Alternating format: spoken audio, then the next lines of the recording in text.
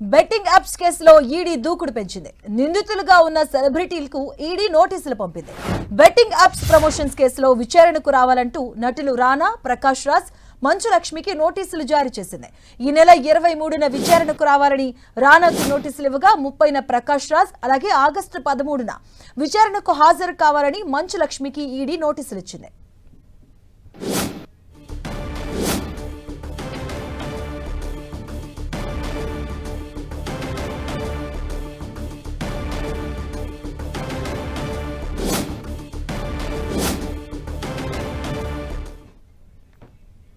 Celebrities కు ED నోటీసులు జారీ చేసింది. దానికి సంబంధించినటువంటి బ్రేకింగ్ న్యూస్ చూస్తున్నాం. బెట్టింగ్ యాప్స్ కేసులో ఈడీ దూకుడు పెంచింది. నిందితులుగా ఉన్న సెలబ్రిటీలకు ఈడీ నోటీసులు పంపించింది. బెట్టింగ్ యాప్స్ ప్రమోషన్స్ కేసులో విచారణకు రావాలంటూ నటులు రానా, ప్రకాష్ రాజ్, మంచు లక్ష్మికి నోటీసులు జారీ చేసింది. ఈ నెల 23న విచారణకు రావాలని రానాకు నోటీసులు ఇవ్వగా 30న ప్రకాష్ రాజ్, అలాగే ఆగస్టు 13న విచారణకు రావాలని మంచు లక్ష్మికి ఈడీ నోటీసులు ఇచ్చింది.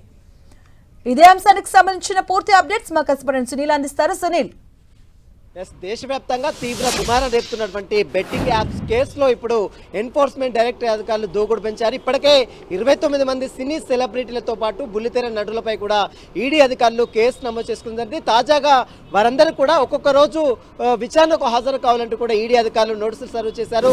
ముఖ్యంగా తెలంగాణ రాష్ట్రంలో బెట్టింగ్ యాప్స్ వల్ల చాలా మంది అర్ధాంతరంగా తనువు చాలుస్తున్న నేపథ్యంలో తెలంగాణ పోలీసులు అటు హైదరాబాద్ కమిషనరేట్తో పాటు అదేవిధంగా సైబరాబాద్ కమిషనరేట్ పరిధిలో అనేక కేసులు కూడా నమోదు చేశారు. గతంలో చాలా మంది సెలబ్రిటీలను కూడా పిలిచి విచారించారు. ఇక ఈ కేసులో వేల కోట్ల రూపాయలు మనీ ల్యాండ్ ఉల్లంఘనకు పాల్పడ్డన్న కోణంలో ఈడీ అధికారులు ఈసీఐఆర్ కింద ఎన్ఫోర్స్మెంట్ కేసు ఇన్ఫర్మేషన్ రిపోర్ట్ కింద కేసు నమోదు చేసుకుని జరిగింది. ఈ నేపథ్యంలోనే పలువురికి సినీ సెలబ్రిటీలు అందరూ కూడా నోటీసులు కూడా సర్వ్ చేశారు. అందులో భాగంగా మనం చూడొచ్చు, దగ్గుబాటి రానాకు, అదేవిధంగా ప్రకాష్ రాజ్కు, విజయ్ దేవరకొండకు, మరోవైపు మంచు లక్ష్మి కూడా ఒక్కొక్క రోజు విచారణకు ఖచ్చితంగా ఈడీ విచారణ ముందు హాజరు కావాలని చెప్పారు. ఇందులో భాగంగానే దగ్గుబాటి రానాకు జూలై 23వ తేదీన, అదేవిధంగా ప్రకాష్ రాజుకు జూలై 30వ తేదీన, అదేవిధంగా ఆగస్టు 6వ తేదీన విజయ్ దేవరకొండకు, మరోవైపు మంచు లక్ష్మికి ఆగస్టు 13వ తేదీన విచారణకు హాజరు కావాలంటూ కూడా ఈడీ అధికారులు నోటీసు సర్వ్ చేశారు. ముఖ్యంగా ఇప్పుడు ఈడీ అధికారులు గతంలోనే అనేక మంది సెలబ్రిటీలు ఇప్పుడు మేము బెట్టింగ్ యాప్స్ చేయట్లేదు, గతంలో చేసిన వాటికి మేము రిలీజ్ అయ్యాము, ఇప్పుడైతే ఆ బెట్టింగ్ యాప్స్లో ఎవరు పాల్గొనడానికి వీల్లేదని కూడా కొన్ని అవేర్నెస్ వీడియోలు చేసినప్పుడు కూడా ఖచ్చితంగా పోలీసులు మాత్రం ఇప్పటికే కేసు నమోదు చేసింది.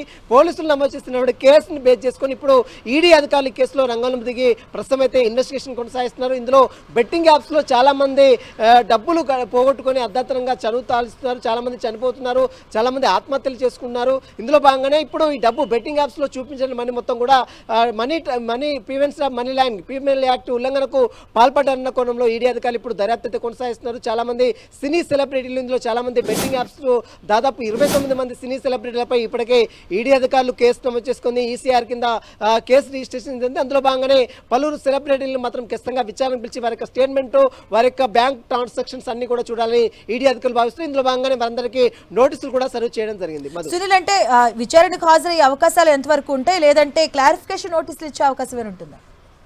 ఖచ్చితంగా ఒక్కొక్కరికి ఒక్కొక్క డేట్ ఇచ్చారు. మంచు లక్ష్మి కావచ్చు, దగ్గుబాటి రానా కావచ్చు, విజయ్ దేవరకొండ కావచ్చు, ప్రకాష్ రాజ్ కావచ్చు, ఒక్కొక్కరికి ఒక్కొక్క డేట్ ఇచ్చారు కావచ్చు. ఖచ్చితంగా ఈడీ ముందు విచారణకు హాజరవుతారు లేదా న్యాయస్థానాలను ఆశ్రయిస్తారు అనేది కూడా చూడాల్సింది చెప్పవచ్చు. ఎందుకంటే గతంలో మనం చూడొచ్చు, డ్రగ్స్ కేసులో ఈడీ చాలా మంది సినీ సెలబ్రిటీలకు చాలా మంది నోటీసులు సర్వ్ చేసింది. చాలా మంది ఈడీ విచారణకు హాజరైనటువంటి దృశ్యాలు మనం గతంలో విజయ్ దేవరకొండ గతంలో డ్రగ్స్ కేసులో హాజరయ్యారు. అదే తరాలో పూరి జగన్నాథ్ హాజరయ్యారు, రకుల్ ప్రీత్ సింగ్ కావచ్చు, మరోవైపు చార్మి కావచ్చు, వీళ్ళందరూ హాజరైన నేపథ్యంలో ఇప్పుడు ఈ కేసులో బెట్టింగ్ యాప్స్ కేసులో సైతం ఈడీ విచారణకు ఎదుర్కొంటారా లేదా న్యాయస్థానాలను ఆశ్రయించారా ఇస్తారా అనేది కూడా చూడాల్సిందని చెప్పవచ్చు. Madhu, right, thank you Sunil.